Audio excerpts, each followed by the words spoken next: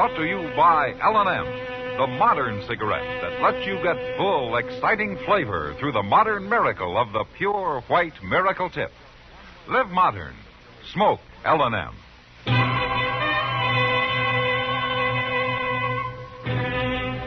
Around Dodge City and in the territory on West, there's just one way to handle the killers and the spoilers, and that's with a U.S. Marshal and the smell of Gunsmoke.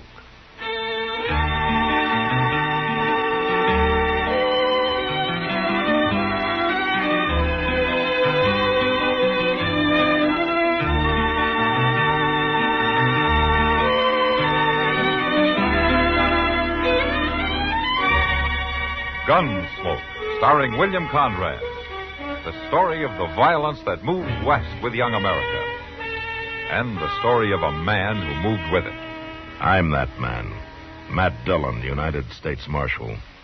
The first man they look for and the last they want to meet. It's a chancy job, and it makes a man watchful. And a little lonely.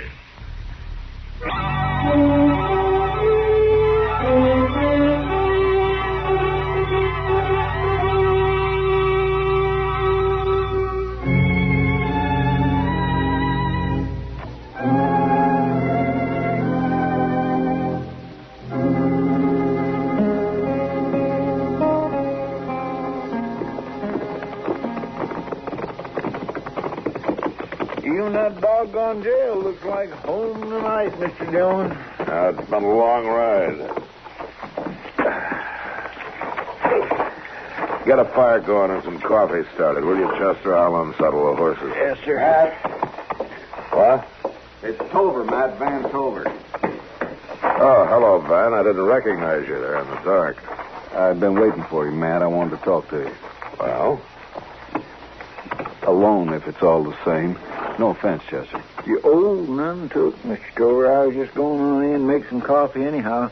I'll make us all some while I'm at it. Why didn't you wait inside, Van? The office is open. Did for a while, but just couldn't stay set. And I guess you have got something on your mind. Matt, you know a lot about me. You know I tore around when I was younger before I met Edna and we got married and the kid come. Yep, like most men, Van. No, that ain't what I mean exactly. I mean, I never quite got on the wrong side of the law, but I pretty near did a few times. Well? Well, I was mighty handy with a gun, Matt, and I was too quick to use one a lot of times. Sure, it was always self-defense, but... What are you getting at, Van? Matt, you still got that gun I gave you 2 years ago when the kid was born? Yeah, it's in the office in the safe. You got any need for it? No. I want it back. I better get this other saddle off. No, Matt, wait. I can go buy another gun. It's just that I'm used to that one. I carried it for years. And I got to have one tonight. You haven't worn a gun for 2 years now, Van. You told me when you gave it to me you were through with gunfighting. I didn't ask for this. For the kid's sake and Edna's. So you told me. That's true, Matt. You said you only had one enemy in the world and you hadn't heard of him for years. What's the matter? Have you gone out and made yourself a new one? No. And it's the same one, huh? He's caught up with you?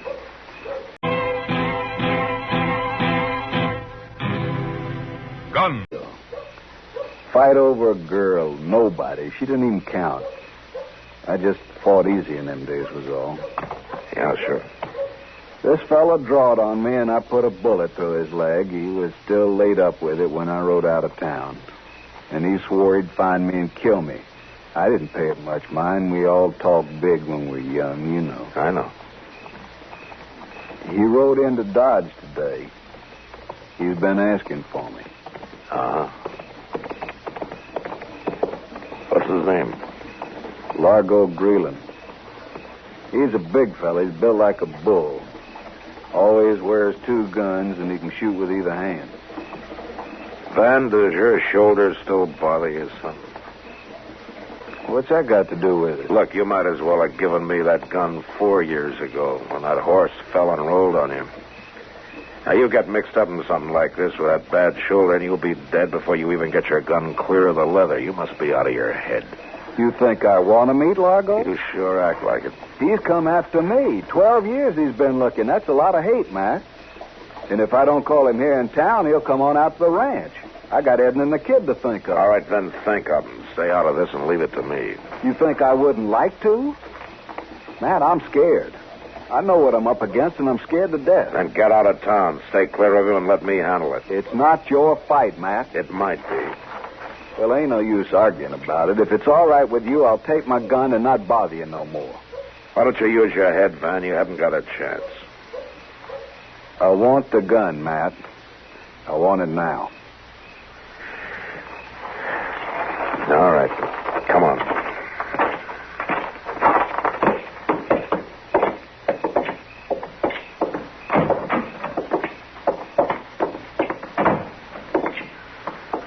Chester? Yes, sir, Mr. Dillon? Get Van Tover's gun out of the safe, will you?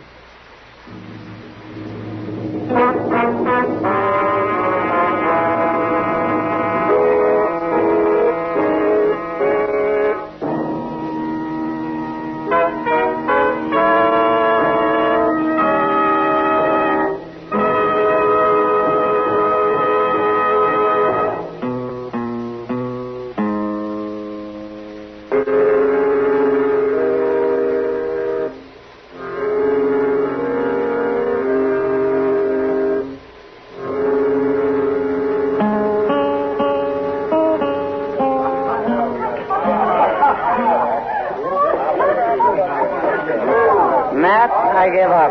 I can't figure it out. I'll figure what out, Kitty? You, the way you're acting. How am I acting? Well, you've been leaning on the bar for the last hour with the same drink beside you. You haven't even touched it. Well, I guess I'm not thirsty. It's not that, Matt. You're drawn tighter than a $2 cinch. You're waiting for something, aren't you? Don't worry about it. No use borrowing trouble. If anybody's about to borrow some, it's you. Kitty, Huh? will you excuse me for a minute? Look, you stay here and finish your drink. I got something that needs attended to. I'll be back in a little while. Okay, Matt.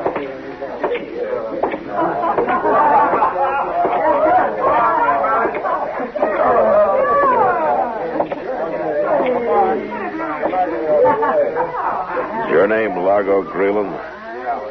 Might be. What's on your mind, mister? Well, I'm the marshal here in Dodge. One of them, huh? Yeah. You, ever been on the Cherokee Strip, Largo? Oh, now I see. Van Tover come whining to you, I reckon. Got you to do his fighting for him, huh? I'm not talking about Tover. I'm talking about some wanted bulletins I've been looking over. Got your name and face on them.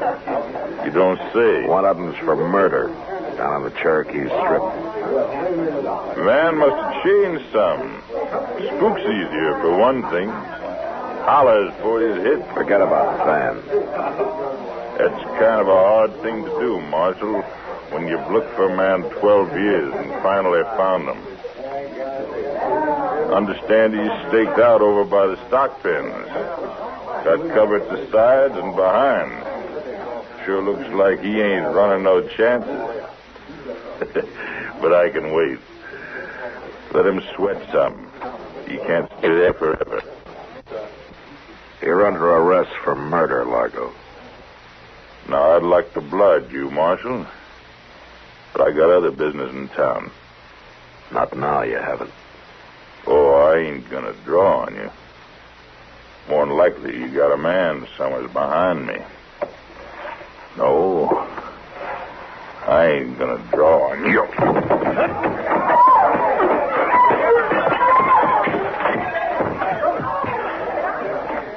I'm sorry, Largo, but I've had that kicking trick tried on me before.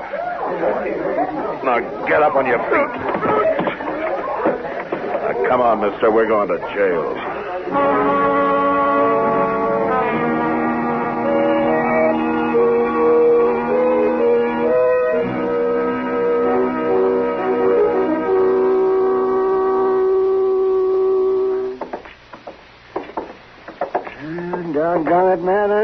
Well, someday you're going to take one chance too many. Oh, what do you mean, Doc? Trying to arrest somebody you know's a killer with your gun in your holster. Doc, a lawman that went around with a pistol in his hand would last about a week. Why? Because every outlaw in town would figure he had a right to ambush you. Marshal. Oh. Well, you're in town kind of late, aren't you, Miss Tober?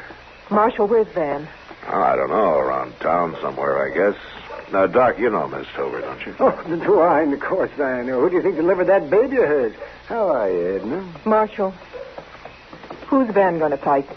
Fight? He's wearing a gun, first time in 2 years. And he's in town looking for somebody. He wouldn't tell me anything, but I know. I can feel it when a man's mind's took up with killing. Easy now, Miss Tober. Whatever he might have been thinking, he can forget. And you can, too. There's nothing to worry about. That's easy to say. It happens to be true. The fellow he was worrying about's in jail. I guess Van doesn't know it yet. Are you telling me the truth, Marshal? Yes, I am. Now, why don't you get yourself back out to the ranch? That husband of yours is going to be tired and hungry when he finally rides in tonight. You're sure this man's in jail, Marshal? Yeah, he's there, all right. Well, of course he's here. Now, you head for home, young lady, before you really give Van something to worry about. Gallivanting around alone this time of night? All right, Doc, I will. Good night. And good night, Marshal. Good night, Miss Tober. Blameful woman worrying over nothing. Yeah, that's right, Doc. The same as you were. Same as I was. Oh, you mean about you taking chances and all. Oh, well, that's different now. Mr. Dillon? That Chester. He can find more reasons to hoop and holler, Doctor. Yeah, what's the matter, Chester? He jumped me right there in the cell. I What? fetched him some water so he could clean up when he come to, and he was just playing possum. Are you hurt? Well, no, I ain't hurt. That ain't what I'm trying to tell you, Mr. Well, Dillon. what is it then? He got away.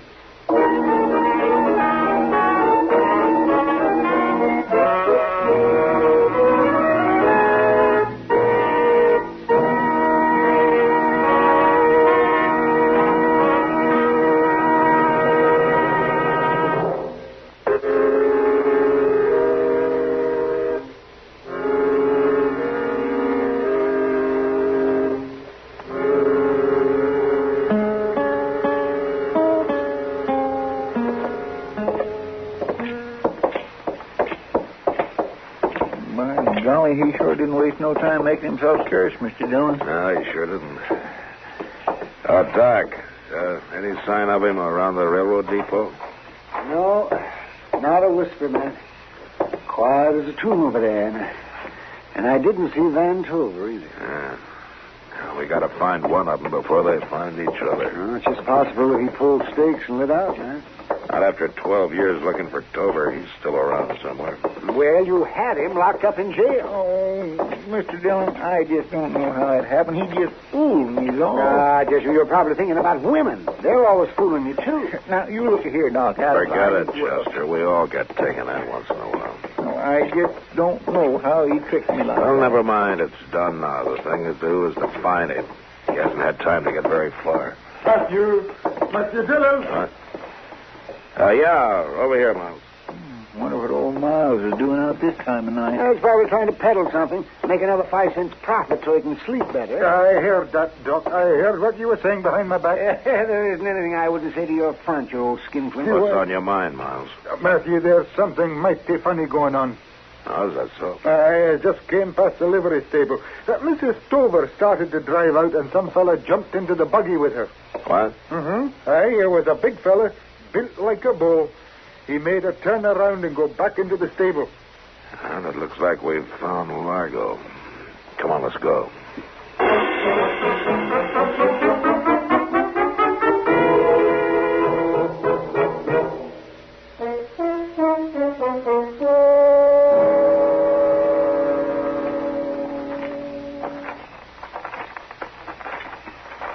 Ain't no sign of life, Mr. Dillon. There's no reason for him to advertise. Well, he might have left. It's been 5 minutes since I saw him. If you saw them at all, you've probably been nipping at that Scotch whiskey of yours.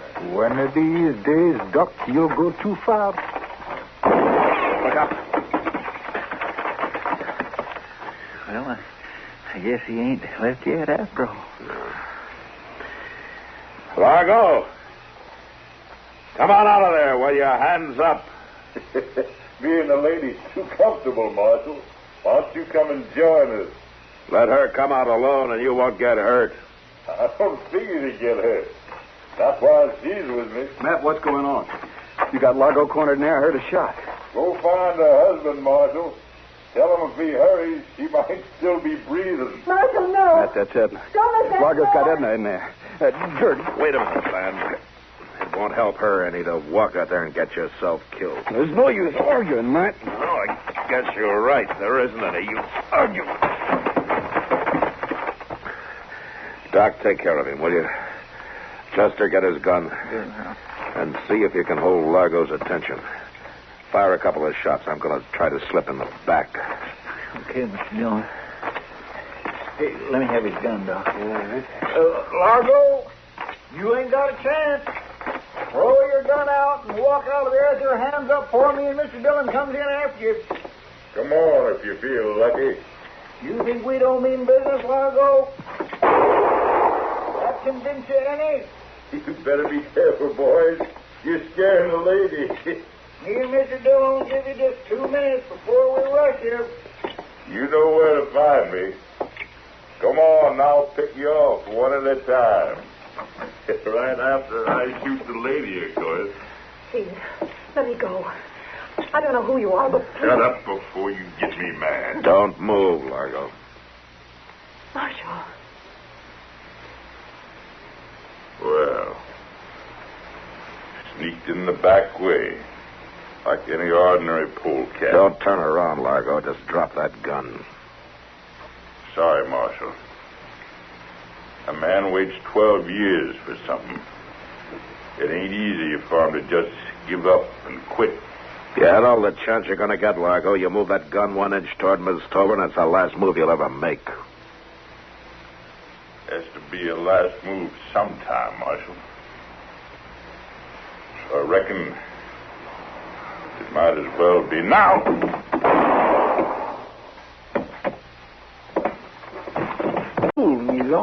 Just you're probably thinking about women. They're always fooling you, too. Now, you look here, Doc. Forget it.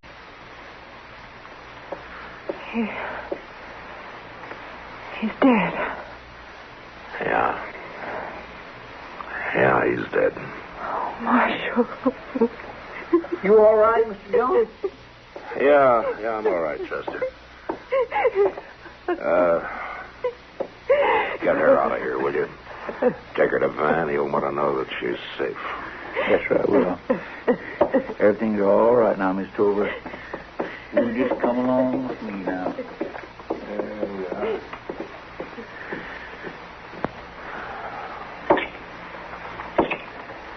Hey, Doc. Yes, Matt? Well, looks like I've done my job. Now it's time for you to take over. Another coroner's case? Yeah, that's right, Doc. Another coroner's case.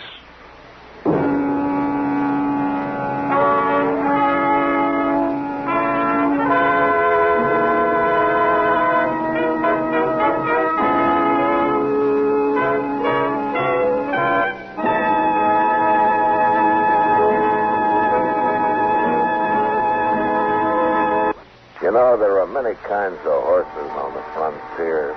The spotted horse of the Indian, or Appaloosa. The cowboy's pony, which might be a Mustang or quarter horse, or even an occasional thoroughbred. But one thing's certain. Everyone rode, man, woman, or child. And next week, Dodge watches an Indian girl ride into town, half dead in her saddle. Gunsmoke. Produced and directed by Norman MacDonnell, stars William Conrad as Matt Dillon, U.S. Marshal. The story was specially written for Gunsmoke by Les Crutchfield, with editorial supervision by John Meston. The music was composed and conducted by Rex Corey. Sound patterns by Tom Hanley and Bill James. Featured in the cast were Harry Bartell, Gene Bates, Barney Phillips, and Ben Wright.